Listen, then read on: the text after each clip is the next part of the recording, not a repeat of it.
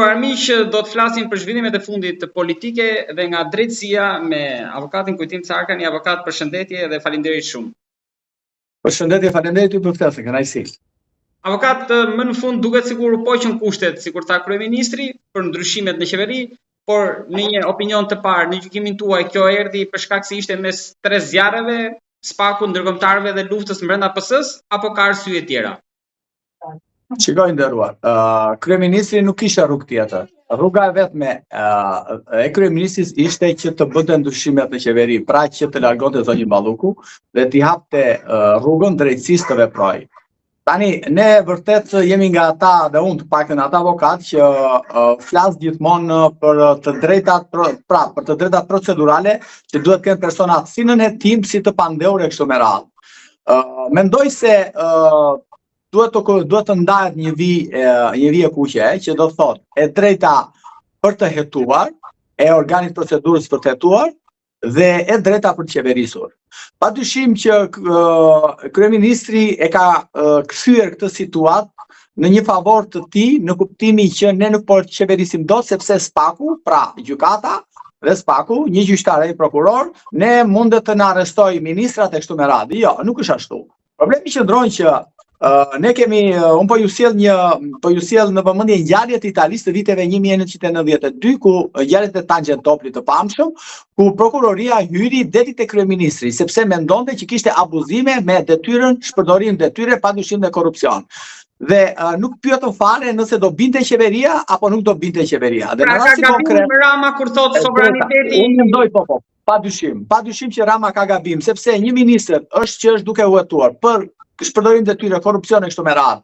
Dhe ai vazhdon të jetë detyrë. Atëherë spaku si do të hetojë? Prokuroria posaçme si do të hetojë atë? Ai mundet të prishi provat, ai mund të intimidojë dëshmitarët, ai mund të largohet nga vendi, ai mundet të bëjë veprime të cilat mundet ta pengojë organin e procedurës për të bërë hetime komplekse dhe të thelluara. Po mirë, po na marrim ne të qenë atë që thot kryeministri që nuk duhet gjykata që të pezullojë një ministër. Po mirë, nëse prokuroria po heton, qoftë edhe kryeministri po dësheti për dorëzim territori, për tradhti kombëtare. Atëre, ai nuk duhet hetohet, ose nuk duhet të merret të pezullohet, sepse ai jepti imunitet. Jo, nuk është ashtu.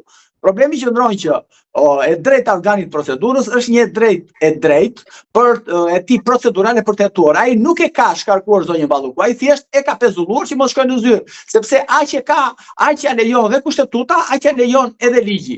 Tani, nëse ne bëjmë shembull të vendeve të Bashkimit Evropian, unë po ju them ju këtu me garanci, nuk ka asnjë vend në Bashkimin Evropian, pa asnjë të vetëm, që të ketë ndodhur që zvendës kryeministri apo një ministër i rëndësishëm të jetë marrë i pandehur, jo në hetim, është tjetër gjë në hetim, është tjetër gjë me një regjistrim procedimi penal, por i pandehur dhe të ketë vazhduar të ushtrojë funksionin e tij. Nuk ndodh.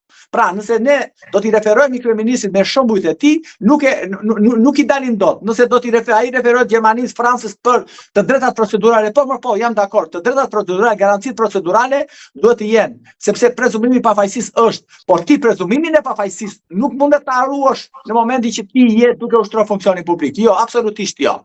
Kështu që kjo që thot kryeministri nuk qëndron për sa i përket nëse do të bëjmë krahasime me vende të Bashkimit Evropian për të cilën ne mendoj të hyjmë. Unë jam futur, më fal dhe diçka, unë jam gjithë këtë periudhë me gjithë këtë telenovelën Balluku, mund ta quajmë se kjo është në telenovel, jam futur dhe kam shkarkuar dhe kam parë të gjitha kushtetutat, por edhe kodet e procedurat të vendet Bashkimit Evropian, Gjermanisë, Italisë, Francës dhe Spanjës, dhe nuk më rezulton asnjë prej tyre që ti mohosh ti organit të procedurës heqjen e imunitetit. Siç kërkon Rama të mbrojë zonjën Balluku duke mos ia hequr imunitetin. Jo, imuniteti është një procedurë rutinë.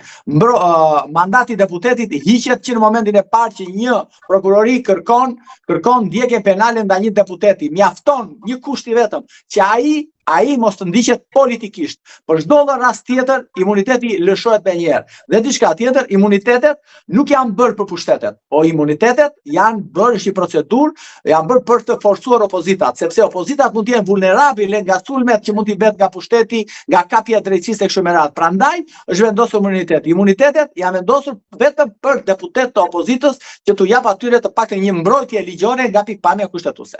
Avokat, po kjo që ndodhi shkarkimi tani, heqja e zonës Balluku, është parathënie që nuk do të shohet në kuvent në 5 mars, nëse do jetë në atë ditë ose një ditë tjetër seanca, apo do të shohet autorizimi? Jo, nuk Zoti Rama e tha dje, nëse ju e keni lexuar mirë fjalimin e Zotit Rama dhe kanalizuar, ai dje tha që ne na mjafton dhe Zoti Balla, po dhe shëtu kryetari i grupit, ka thënë në daljet e tij publike që ne na mjafton vetëm masa e sigurimit që kanë vendosur ata për pezullim nga detyra. Dhe kështu që në kuptim të kësaj dhe një analizë më të zgjeruar të atyre që Zoti Rama ka thënë dje, të gjithë tashmë bjem dakord që deputeti se imuniteti i zonjës Balluku nuk do lëshohet, pra nuk do hiqet. Kështu që nuk mendoj se do ketë zhvillime të reja për sa i përket heqjes së imunitetit, sepse ata i ruajnë një arrestimi të mundshëm nga Spaku për zonjën Balluku, sepse ata kanë shkuar në komisionin e ligjeve ose në këshillin e mandateve për të marrë autorizimin dhe kanë cituar aty që kërkohet arresti me burg ose arresti në shtëpi. Dhe në këtë kuptim mendoj që ata nuk do ta lejojnë zonjën Balluku që të shkojnë në arrest që të lejojnë autorizimit, japin autorizimin dhe padyshim dhe dhënien dhe arrestimin e saj. Nuk besoj të ndodhi. Po përballë kësaj situate, kur nga një pjesë interpretohet edhe ministri i ri që vjen në vendin e zonjës Balluku, është si zjatimi i saj, njëri i besuar i saj. Spaku do jetë i kënaqur që në krye të ministrisë nuk do jetë ajo, de jure, po de facto do jetë njeriu i saj. Edhe nuk do i lëshohet pra autorizimi. Si mund të veproj tani? Do ngel këtu lufta apo do shkojmë më tek? Shiko, Spaku nuk bën llogarit kalkulimet politike të Partisë Socialiste. Spaku bën prokuroria, ka për detyrë, unë jam me ata prokuror punoj çdo ditë dhe dje kam qenë rreth fundit me ta. Problemi qëndron që aty nuk intereson fare kalkulimet politike që bën Edi Rama. Atyre intereson që të sigurojnë procedimin penal, pra që personi për cilin ata po hetojnë të jetë në një kushte të cilat mos të ketë më rrezik, mos të bëjë rrezikshmëri për prishjen e provave, për kërcënim të dëshmitarëve, për largim nga vendi ose për përsëritje po deshetit të veprës penale. Pra këto janë 4 kriteret bazë që në bazë të nenit 228 paragrafi 3 të kodit procedurës kushtet për të cilën mbahet një person në izolim, pra në arrest me burg ose në arrest në shtëpi. Prandaj them që për Spaku nuk ka rëndësi fare kush ministër vjen kush ikën. Intereson vetëm të siguroj që hetimin e tij dhe sigurimi i hetimit të tij bëhet që zonja Balluku mos të shkojë në zyrë, por padyshim dhe diçka tjetër, zotëria për të cilën me të cilën është zvendosur zonja Balluku, është individ i cili është sekuestruar edhe atij celulari, telefoni nga oficerët e BK-s dhe kështu që mendoj se Rama ka bërë një zgjedhje tjetër po të gabuar për sa i përket